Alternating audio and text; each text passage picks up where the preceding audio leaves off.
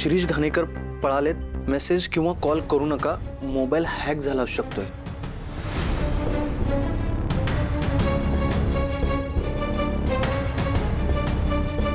Madam, Shirish Ghanekar पळाले असा message आलाय.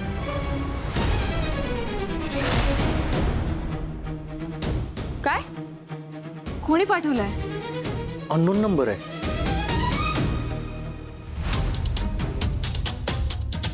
शुभू, शिरीष घाणेकर पळालेत, पण ते आपल्या ताब्यात नाहीच आहेत. मग कोणी आणि का मेसेज केलाय हा असा? नाही, एकतर ते कोणाला तरी सापडले असतील आणि त्यांच्या तावडीतनं सुटले असण्याची शक्यता आहे. बरोबर आहे, पण मुळात आपणही शिरीष घाणेकरांना शोधतोय. या मेसेज करणाऱ्या माणसाला कसं कळलं? ही सगळी माहिती यो व्यक्तीच सांगू शकेल. या व्यक्तीपर्यंत पोहोचणं लय गरजेचं आहे. तो मेसेज इग्नोर करून नाही सांगणार आपल्याला. पण शुभू, आपला शिरीष घाणेकरांचा आणि ह्या माणसाचा काय संबंध? काय बी कळत नाही. मला सांग, अजून काही डिटेल्स आहेत का मेसेजमध्ये? नाही हो. हे बघा, फक्त असा मेसेज आलाय, शिरीष घाणेकर पळालेत, मेसेज किंवा कॉल करू नका, मोबाईल हॅक झाला असू शकतोय. थांबा.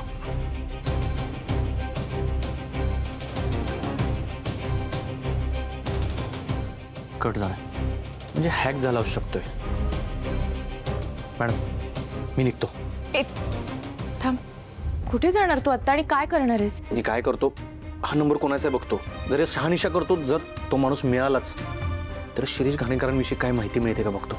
चल शुभू, मी पण येते तुझ्याबरोबर. चल. नको मॅडम, साहेबांनी लई विश्वासानं तुम्हाला भाषण द्यायची जबाबदारी दिली आहे. तुम्ही इथंच थांबा, भाषण लिहून घ्या. बरं, चल. कोणी पाठवला असेल हा मेसेज? आणि आम्ही सुद्धा शिरीष घाणेकरांना शोधतोय, हे त्या माणसाला कसं कळलं असेल?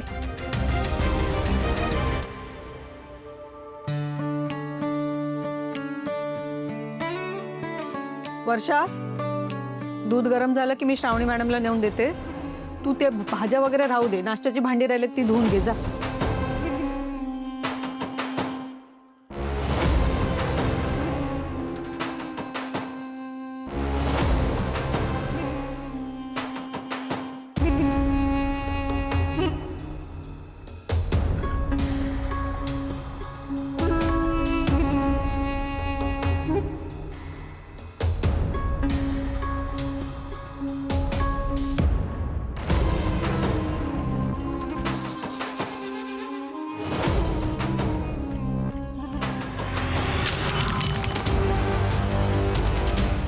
काय झालं?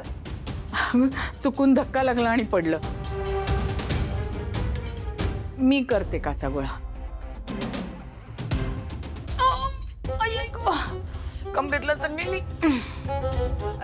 तुम्ही राहू द्या, मी करते. नको, मी करते. नाही, नको नको, मी करते. उगाच पायाला लागेल. या इकडे. बर.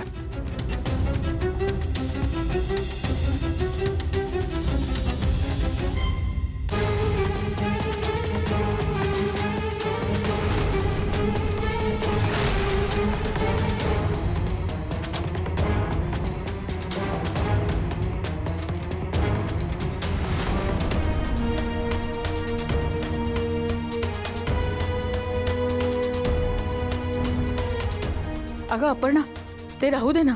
मोलकर्णीला सांगत जा ना, नाही तर अशाने आळशी होतील त्या. वर्षा, अगं हे बघ, काचेचं भांडं फुटले, जरा काचा गोळा कर पटकन. हा, ठीक आहे. ती झाडू सुपली घेऊन ये. मोलकर्णीला कामं सांगत जा, नाही तर आळशी होतात. सावकाश.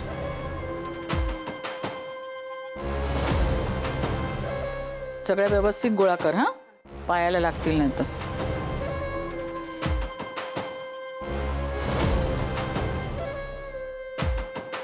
दूध श्रावणीसाठी वाटतं. हो, सकाळपासून काही खाल्लंही नाहीये पोरीने. भाषण लिहिण्यातच मग्न आहे. दमली असेल बिचारी. दे नेऊन. हो, एक मिनिट.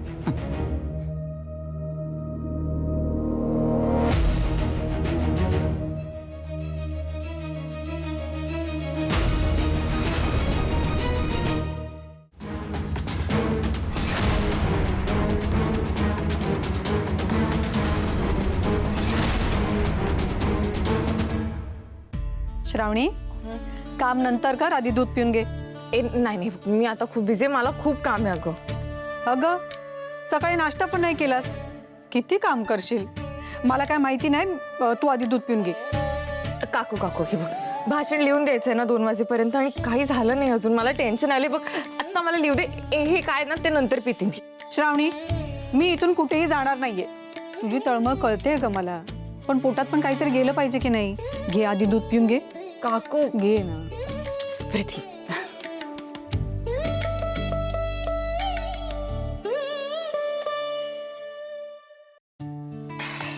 झालं तुझं समाधान? हो बाई. पण आता पुढचे काही तास तरी तू मला डिस्टर्ब करायचं नाहीस आणि दुसऱ्या कोणाला डिस्टर्ब करू द्यायचं नाहीस. Okay madam. बरं, बाय.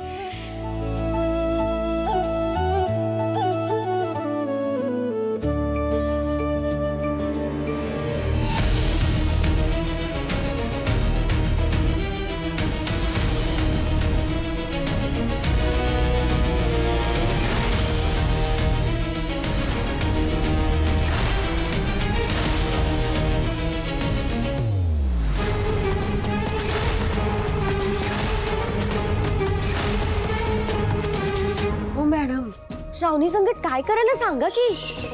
हळू ना, किती मोठ्याने बोलतेस ग. आता तूच बघ काय होतंय ते.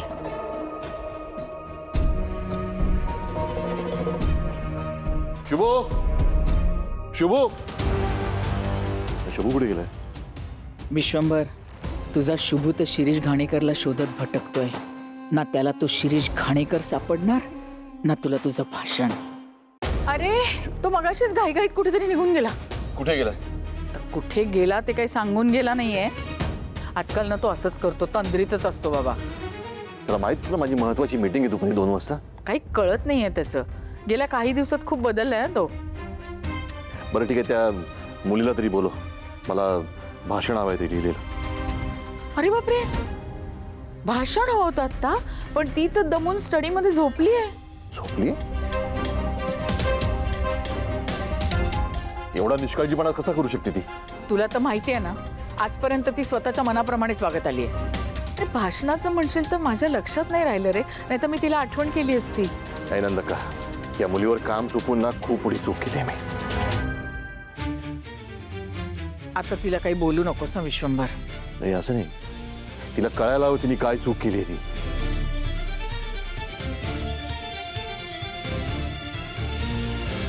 अहो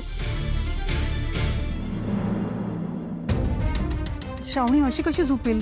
सकाळपासून काही खाल्लं नाही म्हणून मी तिला दूध द्यायला गेलो होते तेव्हा ती भाषणच लिहित बसली होती. ती तिचं कामच करत होते. ती अशी कशी? जाऊन बघायला हवं सर. मला काहीतरी गडबड वाटते. मला पण तसंच वाटतंय. चल चल चल. चला चला. स्वीटी, जा ना, जाऊन बघ. जाते.